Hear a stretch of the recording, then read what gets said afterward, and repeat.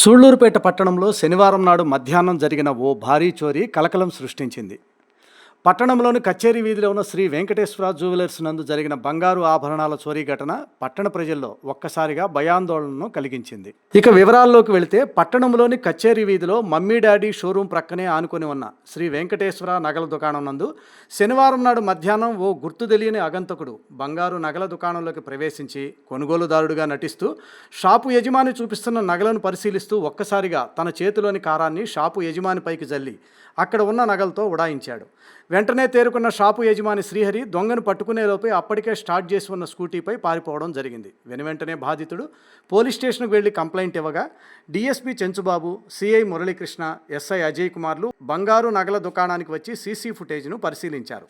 జరిగిన సంఘటనపై ఎంక్వైరీ ప్రారంభించిన సూళ్లూరుపేట సర్కిల్ పోలీసులు నిందితుడి యొక్క సీసీ ఫుటేజ్తో తమిళనాడులోని పోలీసు వారిని సంప్రదించగా కొంత సమాచారాన్ని సేకరించడం జరిగింది. సేకరించిన సమాచారం ప్రకారం నిందితుడు తమిళనాడులోని కాసింబేడు కుప్పం పరిధిలోని మురుగన్ పాలెంకు చెందిన వ్యక్తిగా అనుమానిస్తున్నట్లు సమాచారం. పోలీసులు తమకు అందిన సమాచారం ప్రకారం జిల్లా ఎస్పీ సుబ్బారాయుడు ఆదేశాల మేరకు డీఎస్పీ చెంచుబాబు పోలీసు బృందాలను వెనువెంటనే రంగంలోకి దించారు.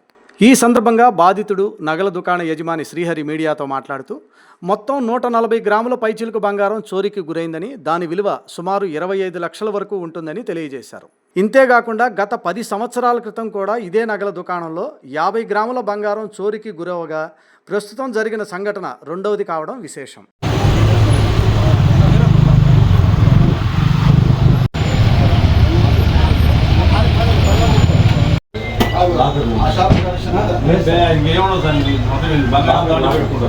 సార్ వాడు ఏంటి సార్ కాలు బాగాలేదు కాబట్టి అంత ధైర్యం చేయలేదు. నమస్కారం సార్. లేకపోతే మీరు చెప్పిందే చేసుకునేవాడు.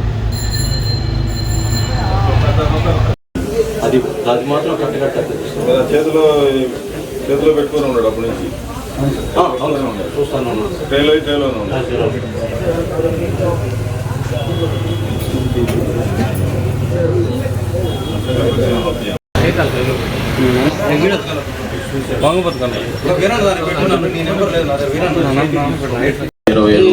నేను ఒక్కడే షాప్లో ఉన్నాను.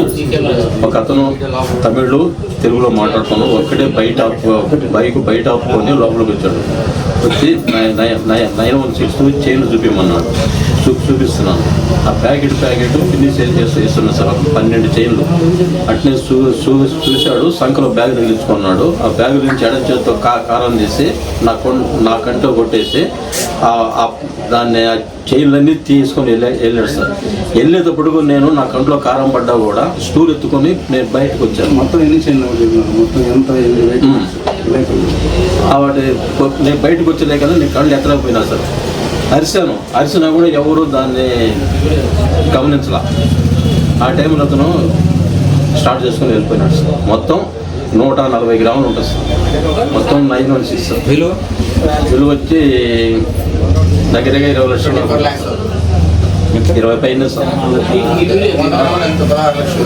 ఒక్క చైనే 150 లక్షల వేలు అవుతుంది సార్. ఒక్క చైనేను.